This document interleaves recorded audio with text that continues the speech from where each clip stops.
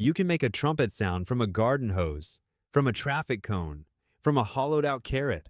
Seriously, people have done this. So what makes a trumpet, and why does it sound the way it does? It starts with your lips.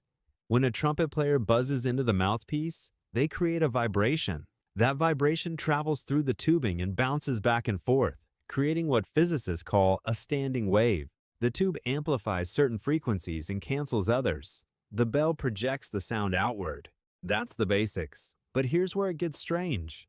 A trumpet with no valves can only play one set of notes, the harmonic series. The natural overtones any vibrating column of air produces. The fundamental pitch, then the octave, then a fifth above that, then another octave, and so on.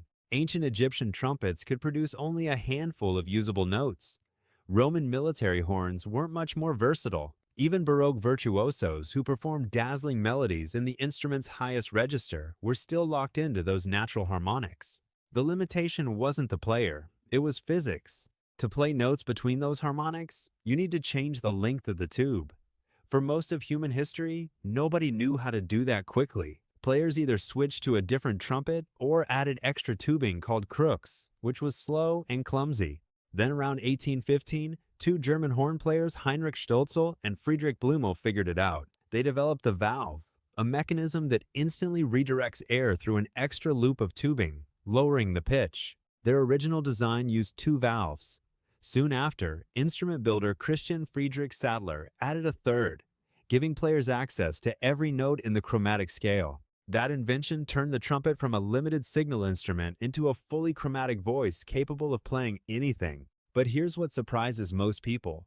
The reason a trumpet sounds like a trumpet and not like a trombone, or a French horn, or a tuba comes down to the shape of the tube. A trumpet's tubing is mostly cylindrical, with a flare only at the end. That cylindrical bore produces a bright, cutting tone.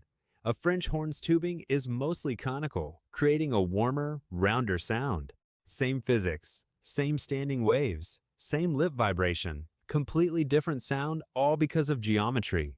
So the next time you hear a trumpet cut through an orchestra, punch through a jazz ensemble, or blast across a stadium, remember, you're hearing the result of a 3,000-year engineering problem that two German musicians and a Leipzig craftsman solved with three small pistons. Physics did the rest. This is trumpet history. From ancient tombs to jazz clubs to stadium stages, every video is a story you've probably never heard before. Subscribe now so you don't miss the next one. If you enjoyed this video, hit the like button and share with others.